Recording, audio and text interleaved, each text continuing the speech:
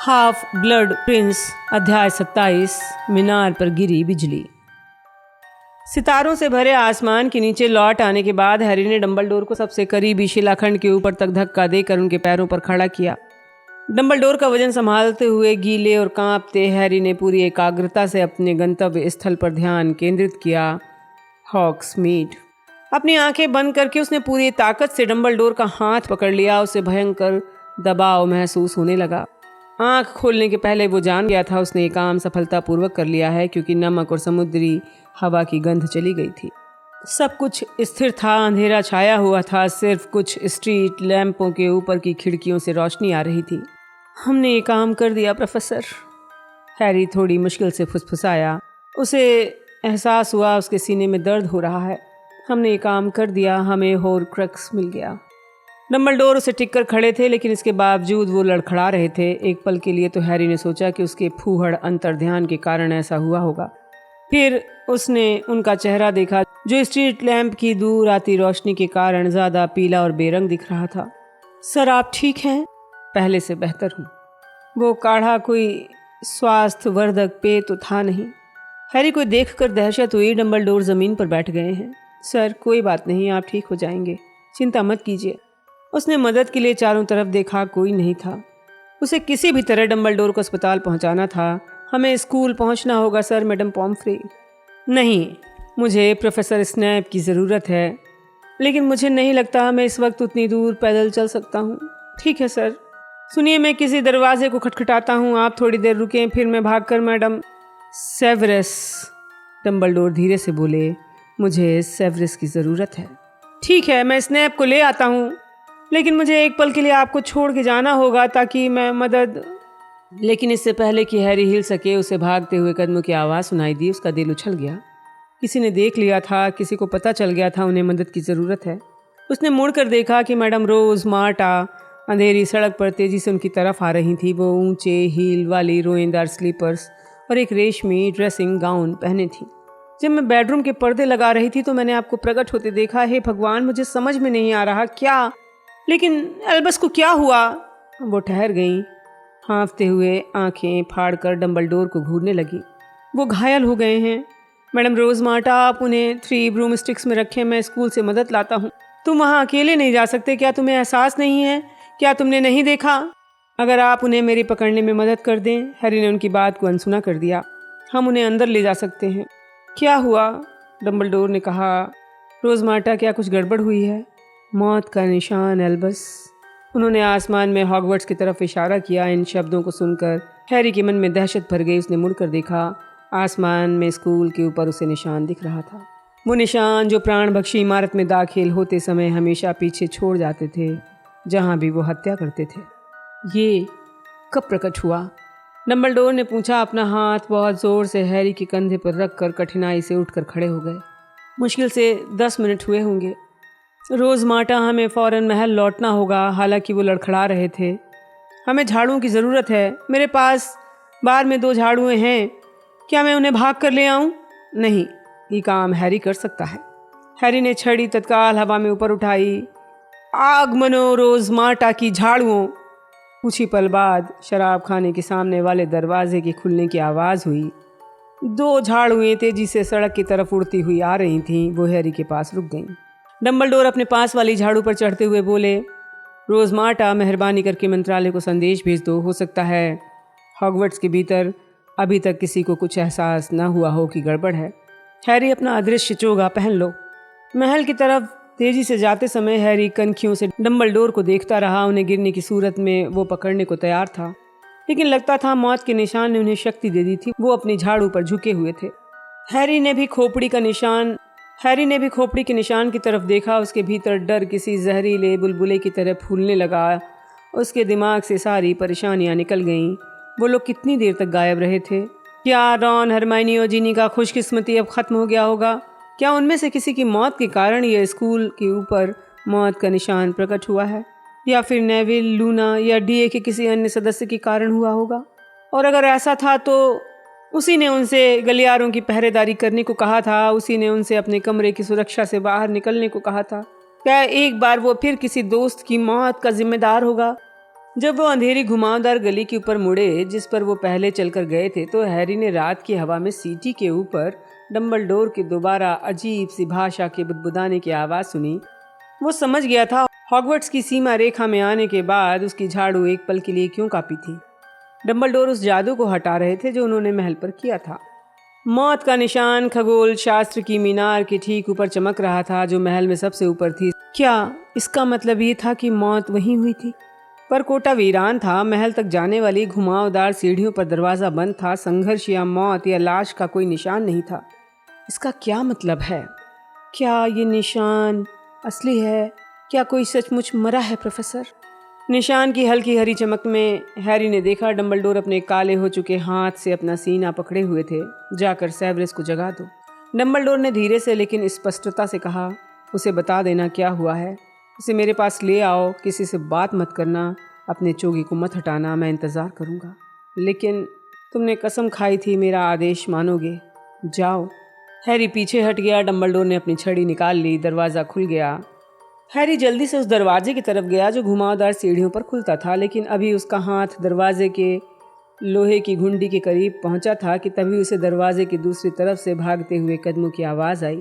उसने मुड़कर डंबलडोर की तरफ देखा, जिन्होंने उसे पीछे छिपने का इशारा किया। हैरी पीछे हट गया। डंबलडोर ने अपनी छड़ी निकाल ली। दरवाज़ा खुल गया। कोई धड़धड़ाता हुआ आया और चिल्लाया, निरस्त्र भव। हैरी का शरीर तत्काल सख्त और स्थिर हो गया। वो मीनार की दीवार से टिककर किसी मूर्ति की तरह खड़ा रहा। वो हिल या बोल नहीं सकता था। वो समझ नहीं पाया ऐसा कैसे हुआ। निरस्त्र भव तो स्थिरीकरण सम्मोहन नहीं है। फिर निशान की रोशनी से उसने डंबलडोर की छड़ी को कंगूरे के किनारे से ऊपर उड़ते हुए देखा। वो समझ गया डंबलडोर ने हैरी को अशाब्दिक मंत्र से स्थिर कर दिया था। उस सम्मोहन को करने में उन्हें जो एक पल का समय लगा था, उसमें उन्होंने खुद को बचाने का मौका गंवा दिया था। पर कोटे से टिककर खड़े डंबलडोर का चेहरा सफ़ेद था, लेकिन दहशत या परेशानी का कोई चिन्ह नहीं था। उन्होंने अपने निरस्त्र करने वाले की तरफ देखा और कहा, गुड इवनिंग ड्रैको। मेलफॉय आगे बढ़ा। उसने चारों तरफ देखकर ये जांच कर ली कि डंबलडोर अकेले हैं। यहाँ और कौन है? यही सवाल मैं तुमसे पूछना चाहता हूँ, या तुम ये काम अकेले ही कर रहे हो? हैरी ने निशान की हरी चमक में मेलफॉय की पीली आंखों को डंबलडोर की तरफ जाते देखा। नहीं, मेरे साथ और लोग हैं। आज रात को आपके स्कूल में प्राण भक्षी आ गए हैं। अच्छा। डंबलडोर ने इस तरह कहा जैसे मेलफॉय उन्हें होमवर्क का कोई महत्वाकांक्षी प्रोजेक्ट दिखा रहा हो। सचमुच बहुत बढ़िया। तो तुमने उन्हें अंदर लाने का कोई तरीका खोज लिया? हाँ, आपकी नाक के नीचे, और आपको पता भी नहीं चला। बहुत बढ़िया। लेकिन माफ़ करना, वो लोग कहाँ हैं? तुम अकेले दिख रहे हो। उन्हें आपके कुछ पहरेदारों ने रोक लिया है। वो लड़ रहे हैं। उन्हें यहाँ पहुँचने में वक्त नहीं लगेगा। मैं उनके आगे आया हूँ। मुझे एक काम करना है। डंबलडोर ने धीरे से कहा, अच्छा, तो फिर वो काम तुम्हें कर देना चाहिए। खामोशी छा गई। हैरी अपने अदृश्य लकवाग्रस्त शरीर के भीतर कैद खड़ा उन्हें घूरता रहा। उनके सामने ड्रैको मेलफॉय अल्बस डंबलडोर को घूरने के अलावा कुछ नहीं कर रहा था, जो अविश्वसनीय रूप से मुस्कुराए। ड्रैको, तुम हत्यारे नहीं हो। आपको कैसे मालूम? मेलफॉय ने कहा। ऐसा लगा उसे एहसास हो गया कि उसके शब्द कितने बचकाने हैं। हैरी ने निशान की हरी चमक में उसके चेहरे पर शर्म देखी। आप नहीं जानते मैं कितना कुछ कर सकता हूँ। आपको नहीं मालूम मैंने क्या किया है। ओह, मुझे मालूम है। तुमने केटी, बेल और रोनाल्ड वीजली को लगभग मार दिया था। तुम पूरे साल हताशा से मुझे मारने की कोशिश कर रहे थे। माफ़ करना ड्रैको, लेकिन वो कमज़ोर कोशिशें थीं। इतनी कमज़ोर कि सच कहूँ तो मुझे लगा कि तुम दरअसल दिल से ये काम करना ही नहीं चाहते हो। मैं ये काम दिल से करना चाहता हूँ। मैं पूरे साल इसी कोशिश में रहा हूँ। तभी उन्हें नीचे से एक दबी हुई चीख सुनाई दी। मेलफॉय सख्त हो गया। उसने पीछे मुड़कर देखा। कोई जमकर संघर्ष कर रहा है। लेकिन तुम कह रहे थे, हाँ, तुम मेरे स्कूल में प्राण भक्षियों को लाने में कामयाब हो गए। मैं स्वीकार करता हूँ, ये मुझे असंभव लगता था। तुमने ये काम किया कैसे? मेलफॉय कुछ नहीं बोला। वो हैरी जितना ही लकवाग्रस्त दिख रहा था। शायद तुम्हें ये काम अकेले ही कर देना चाहिए। अगर मेरे पहरेदारों ने तुम्हारे समर्थकों को रोक दिया तो क्या होगा? आज रात को यहाँ माया पंछी के समूह के सदस्य भी हैं, और आखिर तुम्हें किसी की मदद की ज़रूरत भी नहीं है। इस वक्त मेरे पास छड़ी नहीं है। मैं अपना बचाव नहीं कर सकता। तुम कुछ करने से डर रहे हो जब तक कि वो तुम्हारे साथ ना आ जाए। मुझे डर नहीं लग रहा। मेलफॉय गुर्राया, लेकिन उसके बावजूद डंबलडोर पर हमला करने की कोशिश नहीं की। डर आपको लगना चाहिए, लेकिन क्यों? मुझे नहीं लगता तुम मुझे मारोगे ड्रेको। किसी की हत्या करना उतना आसान नहीं है जितना कि मासूम लोग समझते हैं। तुम्हें ये काम करने में बहुत लंबा वक्त लग गया। तुम उन्हें यहाँ तक कैसे ले आए, ये तो बताओ। मेलफॉय को देखकर लग रहा था जैसे वो चिल्लाने या उल्टी करने की इच्छा रोक रहा हो। उसने थूक गटका, गहरी सांसें लीं, फिर उसने डंबलडोर की ओर गुस्से से घूरकर अपनी छड़ी सीधे उनके सीने की तरफ तान दी। उसने कहा, मुझे उस गायब होने वाली टूटी अलमारी को सुधारना था जिसका इस्तेमाल बरसों से नहीं हुआ था, वो जिसमें मॉन्टेग्यू पिछले साल गायब हो गया था। डंबलडोर की आह दर्द से भरी थी। ये बहुत चतुराई भरा काम था। मुझे लगता है कि वो अलमारी जोड़ी में थी। दूसरी अलमारी बोर्गिनियन बॉक्स में है। उनके बीच एक तरह का रास्ता बना हुआ है। मॉन्टेग्यू ने मुझे बताया कि हॉगवर्ट्स वाली अलमारी में वो फंसा हुआ था। कई बार उसे स्कूल की गतिविधियां सुनाई देती थीं और कई बार दुकान की बातें उसे सुनाई देती थीं। जैसे अलमारी दुकान और स्कूल के बीच यात्रा कर रही हो, लेकिन उसकी आवाज़ किसी को सुनाई नहीं देती थी। आखिरकार वो अंतर्ध्यान होने में कामयाब हो गया, हालांकि उसने इसका टेस्ट पास नहीं किया था। वो इस काम को करते समय मरते मरते बचा था। सिर्फ मुझे एहसास हुआ कि अगर मैं टूटी हुई अलमारी को ठीक कर दूं तो अलमारियों के माध्यम से मैं उन्हें हॉगवर्ट्स में ला सकता हूं। बहुत बढ़िया। तो प्राणभक्षी बोर्गिनियन बॉक्स से स्कूल में तुम्हारी मदद के लिए आ सकते थे। चतुराई भरी योजना, जैसा तुमने कहा, ठीक मेरी नाक के नीचे थी।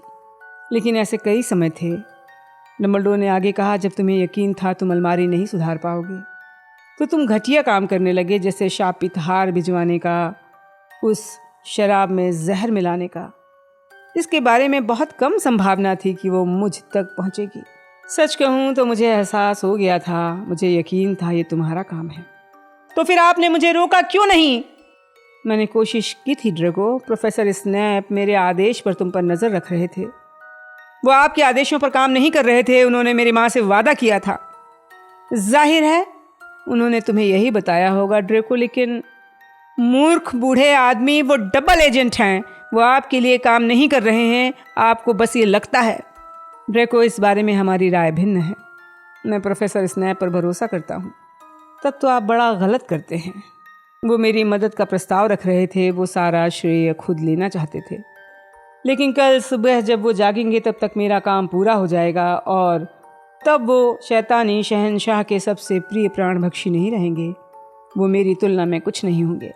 बहुत ही संतुष्टिदायक। जाहिर है हम अपनी कड़ी मेहनत के बदले प्रशंसा चाहते हैं, लेकिन इसमें कोई तुम्हारा साथी भी होगा, कोई हॉग्समीड में होगा जिसने केटी को वो हार दिया होगा। डंबलडोर ने अपनी आंखें बंद कर ली, सिर हिलाया जैसे सोने वाले हों। जाहिर है रोज मार्टा। वो कब से सम्मोहन शाप में है?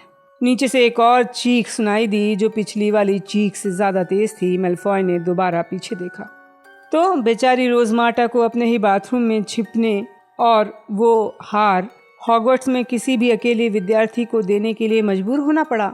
और जहर मिली शराब। जाहिर है रोजमार्टा ने स्लगहॉर्न को बोतल देने से पहले उसमें जहर मिलाया होगा। उसने सोचा होगा कि वो मुझे क्रिसमस पर तोहफे में देंगे। बहुत ही साफ सुथरा, बहुत ही। बेचारा फिल्च। जाहिर है रोजमार्टा की भेजी बोतल की जांच नहीं करेगा। मुझे बताओ, तुम रोजमार्टा से बातचीत कैसे कर रहे थे? मुझे लग रहा था स्कूल के अंदर बाहर होने वाले संप्रेषण के सभी तरीकों पर नजर रखी जा रही थी। सम्मोहित सिक्के, मेलफॉय ने कहा जैसे वो बोलते रहने के लिए मजबूर था। मेरे पास एक था और दूसरा उसके पास। मैं इस तरह उसे संदेश भेज सकता था। डंबलडोर ने कहा, क्या संप्रेषण का ये वही खुफिया तरीका नहीं है जो पिछले साल खुद को डंबलडोर की सेना कहने वाले विद्यार्थियों ने इजाद किया था? डंबलडोर ने कहा। उनकी आवाज़ धीमी थी। हैरी ने देखा ये कहते समय वो दीवार से 1 इंच नीचे फिसल गए। हाँ, वहीं से ये विचार आया था। शराब में जहर मिलाने का विचार मुझे बज़ात ग्रेंजर से मिला। मैंने उसे लाइब्रेरी में ये बोलते सुना था कि फिल्च को काढ़ों की पहचान नहीं है। डंबलडोर ने कहा, मेहरबानी करके मेरे सामने उस अपशब्द का प्रयोग मत करो। मेलफॉय कठोर हंसी हंसा। जब मैं आपको मारने वाला हूँ तब भी आपको मेरे शब्दों की परवाह है? हाँ, मुझे परवाह है। हैरी ने देखा उनके पैर फर्श पर फिसले जब उन्होंने लड़खड़ाकर सीधे खड़े होने की कोशिश की। और जहाँ तक मुझे मारने की बात है ड्रैको, तुम्हारे पास कई मिनट का समय है, हम अकेले हैं। मैं बिल्कुल असहाय हूँ, इतना असहाय तुमने सपने में भी इसकी कल्पना नहीं की होगी, लेकिन इसके बावजूद तुमने अब तक ये काम नहीं किया है। मैल्फॉय का मुंह विकृत हो गया। अब आज रात के बारे में मुझे थोड़ी हैरानी है कि कैसे हुआ, तुम्हें कैसे पता चला मैं स्कूल से चला गया हूँ? हाँ, लेकिन जाहिर है रोज़मार्टा ने मुझे जाते हुए देखा था। मुझे यकीन है उसने खुफिया सिक्कों से संदेश दिया होगा। ये सही है, लेकिन उसने कहा था कि आप बस एक ड्रिंक लेने गए हैं, जल्दी ही लौट आएंगे। मैल्फॉय बोला, हमने फैसला किया कि हम मीनार के ऊपर मौत का निशान बना देते हैं और आपको जल्दी से यहाँ बुलवा लेते हैं। हमें उम्मीद थी कि आप ये निशान देखने के बाद यहाँ आएंगे कि कौन मर गया है, और आपने देखा हमारी चाल कामयाब हो गई। देखो, हाँ, लेकिन मैं इसका मतलब ये समझूं कि कोई नहीं मरा है? कोई ना कोई तो मरा है। कोई आपके दल का था, मुझे पता नहीं कौन था। वहाँ अंधेरा था, मैं उसका शरीर लांघ कर निकला था। आपके लौटने तक मुझे आपका इंतज़ार करना था, लेकिन आपके समूह के लोग बीच में आ गए। नीचे एक धमाका और चीखें सुनाई दीं जो पहले से तेज थी। जहाँ डंबलडोर, हैरी और मैल्फॉय खड़े थे, हैरी का दिल तेजी से धड़क रहा था। कोई मर गया था। वो कौन था? चाहे जो हो, समय कम था। डंबलडोर ने कहा, तो अब हम तुम्हारे विकल्पों के बारे में सोचते हैं ड्रैको। मेरे विकल्प? मेरे हाथ में छड़ी है, मैं आपको मारने वाला हूँ। मेरे प्यारे बच्चे, उस बारे में हम कोई मुगालता नहीं रखते हैं। अगर तुम मुझे मारने वाले होते तो ये काम तभी कर देते जब तुमने मुझे निरस्त्र किया था। तुम तरीकों और साधनों के बारे में ये मज़ेदार बात नहीं करते। मेरे पास कोई विकल्प नहीं है। मुझे ये काम करना है, वो मुझे मार डालेंगे, मेरे पूरे परिवार को मार डालेंगे। मैं तुम्हारी मुश्किल समझता हूँ, वरना तुम ही सोचो मैंने तुमसे पहले सवाल जवाब क्यों नहीं किया। मैं जानता था अगर लॉर्ड वोल्डेमार्ट को ये एहसास हो जाता कि मैं तुम पर शक करता हूँ तो तुम्हारी हत्या हो जाती। मैल्फॉय नाम सुनकर चिहुक उठा। मैं तुमसे उस मिशन के बारे में बात करने की हिम्मत नहीं कर सकता था जो मैं जानता था तुम्हें सौंपा गया है। मुझे डर है वो तुम्हारे खिलाफ गुप्त घुसपैठ का प्रयोग कर रहा होगा। लेकिन अब आखिरकार हम साफ साफ बात कर सकते हैं। कोई नुकसान नहीं हुआ है, तुमने किसी को चोट नहीं पहुंचाई है। मैं तुम्हारी मदद कर सकता हूँ ड्रैको। नहीं, आप नहीं कर सकते। कोई नहीं कर सकता। उन्होंने ये काम मुझे करने को कहा है, वरना वो मुझे जान से मार डालेंगे। मेरे पास कोई विकल्प नहीं है। मैल्फॉय का छड़ी वाला हाथ कांप रहा था। सही पाले में आ जाओ ड्रैको, हम तुम्हें तुम्हारी उम्मीदों से कहीं ज़्यादा अच्छी तरह छिपा सकते हैं। यही नहीं, मैं माया पंछी के समूह के सदस्यों को आज रात तुम्हारे घर भेजकर तुम्हारी माँ को कहीं छिपवा सकता हूँ। तुम्हारे डैडी इस वक्त अस्कबान में सुरक्षित हैं। सही पाले में आ जाओ ड्रैको, तुम हत्यारे नहीं हो। लेकिन मैं इतनी दूर तक तो आ गया हूँ। उन्हें लगेगा मैं ये कोशिश करते हुए मारा जाऊँगा, लेकिन मैं यहाँ हूँ। आप मेरे वश में हैं, छड़ी मेरे हाथ में है। आप मेरी मेहरबानी पर हैं। नहीं ड्रैको, इस वक्त तुम्हारी नहीं, मेरी मेहरबानी मायने रखती है। मैल्फॉय कुछ नहीं बोला, उसका मुंह खुला हुआ था। हैरी को लगा कि हाथ थोड़ा सा नीचे हो गया था, लेकिन अचानक सीढ़ियों पर कदमों की आहट सुनाई दी। एक पल बाद मैल्फॉय को रास्ते से धक्का दिया गया जब काले दुशालों में 4 लोग दरवाजे से होते हुए परकोटे पर आ गए। हैरी स्थिर था। उसने बिना पल के झपकाए दहशत से 4 अजनबियों को देखा। अजीब दिखने वाले आदमी ने घरघराई हुई हंसी निकाली। डंबलडोर फंस गए, उसने कहा, और एक मोटी नाटी औरत की तरफ मुड़ा जो उसकी बहन जैसी दिख रही थी और उत्सुकता से मुस्कुरा रही थी। डंबलडोर बिना छड़ी के। डंबलडोर अकेले। बहुत बढ़िया ड्रैको, बहुत बढ़िया। गुड इवनिंग एमिकस, डंबलडोर ने शांति से कहा, जैसे उस आदमी का टी पार्टी में स्वागत कर रहे हों। और तुम एलेक्टो को भी ले आए हो? बहुत बढ़िया, औरत ने गुस्से भरी आवाज़ निकाली। उसने ताना मारते हुए कहा, आपको लगता है कि आपकी मजाक मृत्युशैया पर आपकी मदद करेंगे? मजाक? नहीं नहीं, ये तो शिष्टाचार है। डंबलडोर ने जवाब दिया, काम तमाम कर दो। हैरी के सबसे करीब खड़े अजनबी ने कहा, जो लंबा चौड़ा था, उसके बाल उलझे हुए थे और मूंछें भूरी थी। उसके काले दुशाले बहुत कसे हुए थे। उसकी आवाज़ ऐसी थी जैसी हैरी ने पहले कभी नहीं सुनी थी। ये भौंकनी जैसी थी। हैरी को उसके पास से धूल, पसीने और खून की तेज बदबू आ रही थी। उसके गंदे हाथों में लंबे पीले नाखून थे। क्या तुम हो फेनरिर? डंबलडोर ने पूछा। सही पहचाना।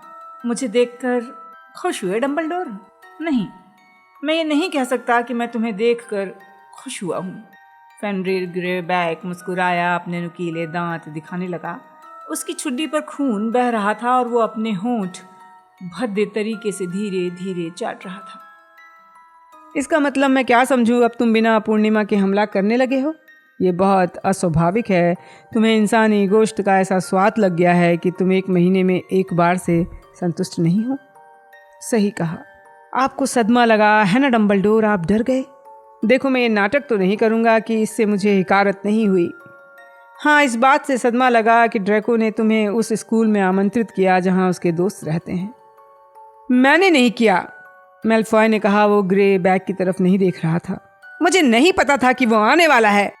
मैं हॉगवर्ट्स की यात्रा का प्रलोभन कैसे छोड़ सकता था? यहाँ कितने नाजुक गले हैं जिन्हें मैं काट सकता हूँ। अब खाने के बाद मैं मिठाई की जगह आपको खा सकता हूँ डंबलडोर। नहीं, चौथे प्राणभक्षी ने कहा। उसका चेहरा भारी और क्रूर था। हमें आदेश मिला है, ये काम ड्रैको को करना है। ड्रैको, जल्दी करो। मैल्फॉय के चेहरे पर कम संकल्प दिख रहा था। वो दहशत में था। वैसे भी अगर मुझसे पूछो तो वो ज़्यादा दिन के मेहमान नहीं हैं, उस अजीब आदमी ने कहा जब उसकी बहन उसकी बात पर हंसी। उनकी तरफ देखो, आपको क्या हुआ डम्बी? ओह एमिकस, कमज़ोर प्रतिरोध, संक्षेप में कहूँ तो बुढ़ापा। शायद एक दिन तुम्हारे साथ होगा अगर तुम खुशकिस्मत रहे। इसका क्या मतलब है? प्राणभक्षी चीखा और हिंसक हो गया। हमेशा ऐसे ही बातें करते रहना डम्बी। बातें करते रहते हो, कुछ और नहीं करते हो। मैं ये नहीं जानता कि शैतानी शहंशाह तुम्हें मारने का कष्ट क्यों कर रहा है। चलो ड्रैको, उसका काम कर दो। लेकिन उसी समय नीचे से जूझने की आवाज़ आई और एक आवाज़ चिल्लाई। उन्होंने सीढ़ियों पर बाधा खड़ी कर दी। लग तो! हैरी का दिल उछलने लगा। तो इन चारों ने सभी विरोधियों को ख़त्म नहीं किया है। ड्रैको, जल्दी! क्रूर चेहरे वाले आदमी ने गुस्से में कहा। ड्रैको का हाथ काँप रहा था। वो निशाना नहीं साध सका। ये काम मैं करता हूँ। ग्रे बैक गुर्राया। उसने अपने हाथ फैलाकर दांत खोलकर डंबलडोर की ओर बढ़ा दिए। मैंने कहा नहीं! क्रूर चेहरे वाला आदमी चिल्लाया। रोशनी की एक चमक हुई। नर भेड़िया दूर उड़ गया, पर कोटे से जाकर टकरा गया। हैरी का दिल जोर से धड़क रहा था। वो डंबलडोर के मंत्र के कारण कैद था। वो हिल सकता तो वो चोगे के नीचे से शाप दे सकता था। ड्रैको, इसे कर दो या फिर एक तरफ हट जाओ। उसी समय परकोटे वाला दरवाज़ा खुला। वहाँ स्नैप खड़े थे। उनके हाथ में छड़ी थी और वो सामने का दृश्य देख रहे थे। एक समस्या आ गई है स्नैप, एमिकस ने कहा। ये लड़का काम नहीं कर पा रहा है। लेकिन किसी ने स्नैप का नाम धीरे से पुकारा। सेवरस। उस पूरी शाम के सभी डरावने अनुभवों में हैरी को यह आवाज़ सबसे ज़्यादा डरावनी लगी थी। पहली बार डंबलडोर आग्रह कर रहे थे। स्नैप ने कुछ नहीं कहा। मैल्फॉय को धक्का देकर दूर किया। तीनों प्राणभक्षी बिना कुछ कहे रास्ते से हट गए। यहाँ तक कि नर भेड़िया भी हट गया। स्नैप एक पल के लिए डंबलडोर की तरफ घूरते रहे। स्नैप के चेहरे के सख्त लकीरों में हिकारत और नफरत साफ झलक रही थी। Severus, please. स्नैप ने छड़ी उठाई, डंबलडोर की तरफ तान दी। मृत्युदंशम। स्नैप की छड़ी के सिरे से हरी रोशनी की एक लहर निकली और डंबलडोर के सीने से जा टकराई। हैरी की दहशत में निकली चीख कोई नहीं सुन पाया। वो डंबलडोर को हवा में उड़ते हुए देखता रहा। एक पल के लिए तो ऐसा लगा जैसे वो चमकती खोपड़ी के नीचे स्थिर हो गए हों। फिर वो धीरे से पीछे की तरफ गिरे और किसी बड़े गुड्डे की तरह परकोटे से नीचे गिरकर ओझल हो गए।